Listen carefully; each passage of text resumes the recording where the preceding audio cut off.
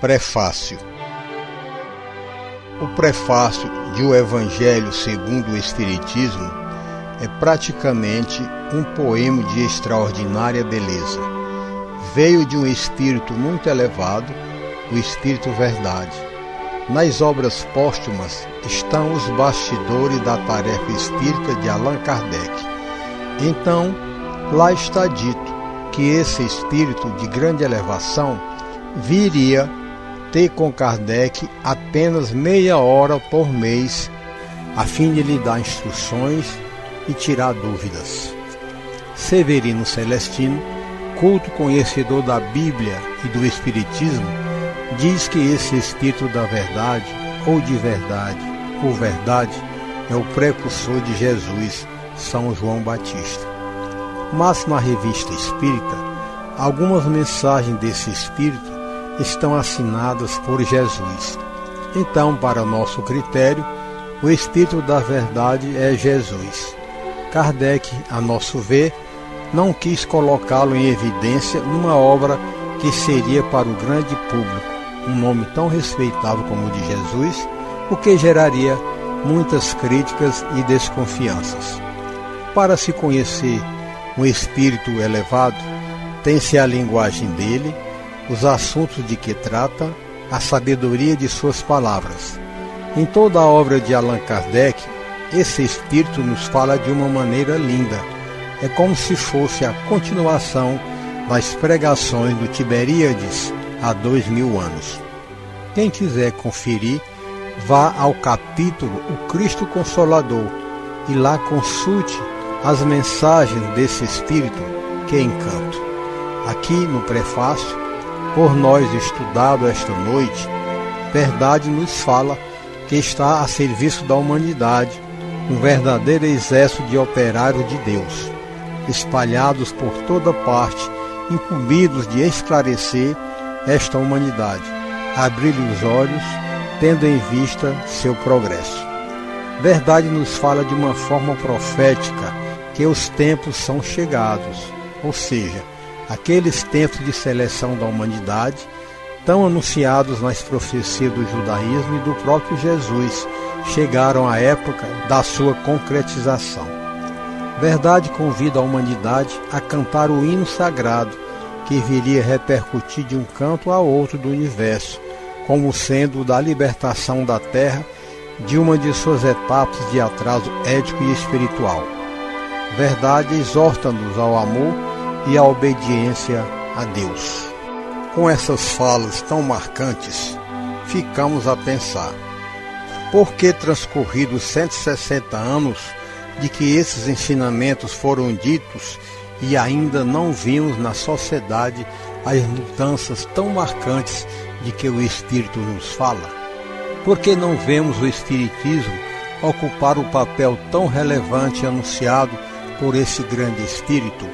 Porque, por toda parte, vemos antes a injustiça, a brutalidade, a exacerbação do consumo, a fome e a miséria, o predomínio das paixões. A obra kardeciana, em muitos momentos, sugere-nos que tais mudanças aconteceriam no final do milênio passado, chegada do milênio atual.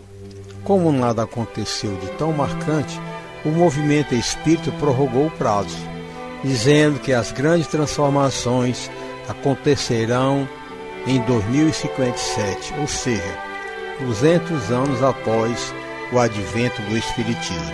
De minha parte, eu gostaria de compartilhar com nossos irmãos minha visão pessoal.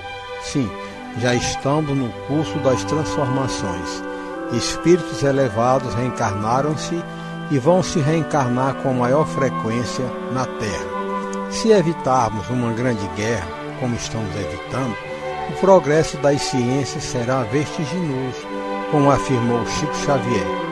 Com a deportação silenciosa de espíritos rebeldes para outros planetas, a Terra irá se transformando muito, aos poucos, nesse paraíso terrestre. Mas, a meu ver, só estaremos no começo do mundo de regeneração, o qual levaria mais de 1000 anos, talvez 2000 anos, para se consolidar. É o que penso.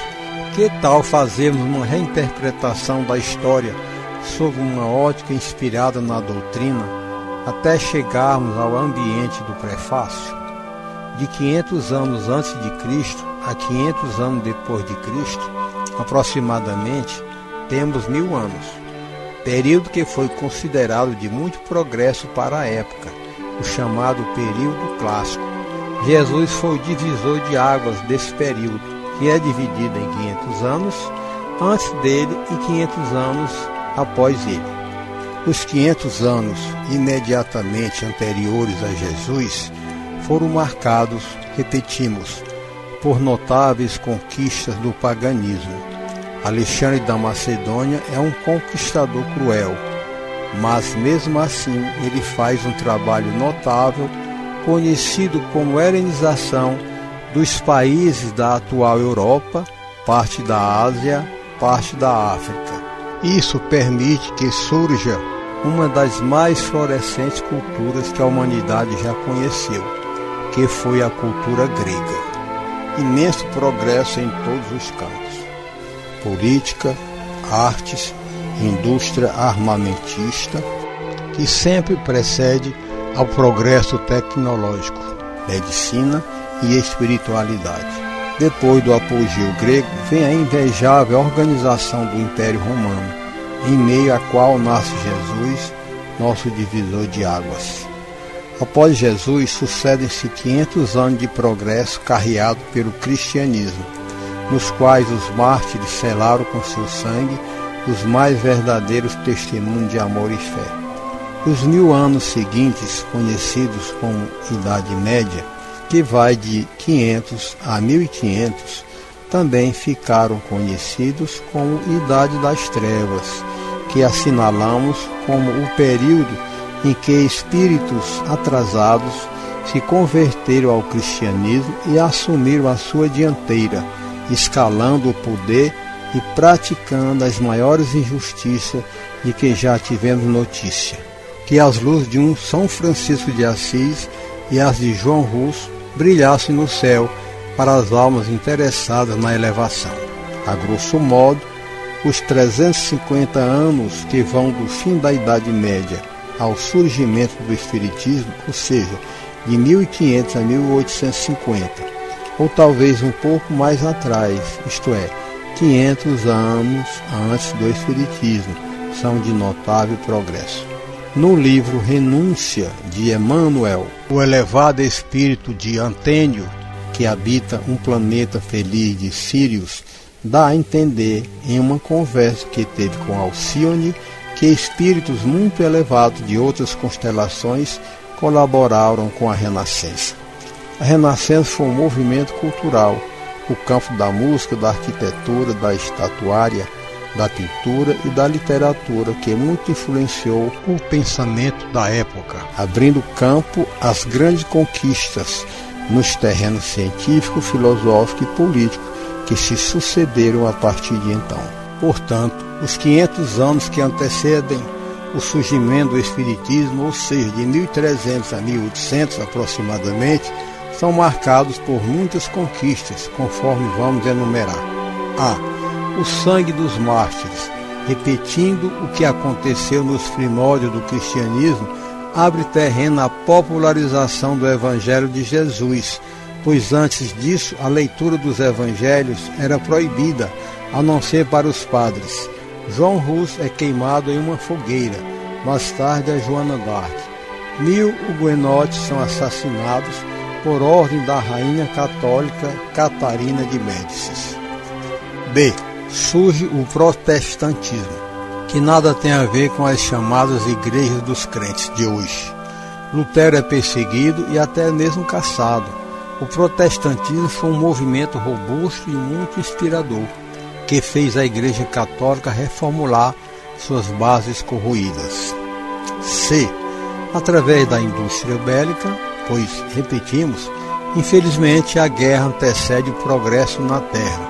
O homem europeu se encoraja e se lança aos mares, fazendo uma primeira etapa do que hoje conhecemos como globalização, chegando a territórios antes desconhecidos.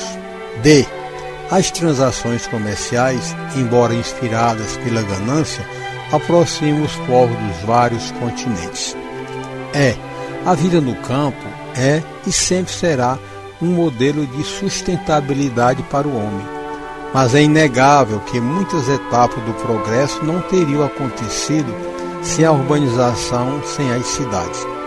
É, pois, nesse período que ressurgem as grandes cidades, hoje conhecidas e como elas as escolas e universidades. A descoberta do motor a vapor e mais tarde a eletricidade e o telégrafo antecedem o progresso que alcançaríamos com o Espiritismo. As ciências médicas descobrem o valor da higiene e agora trabalham em vacinas, medicamentos e processos cirúrgicos inovadores. As ciências que antes buscavam conhecimentos gerais, agora dividem o conhecimento em muitas pequenas partes, resultando daí a especialização. O resultado é que esse conhecimento passou a dobrar ou multiplicar-se por 10 em questão de pouquíssimo tempo.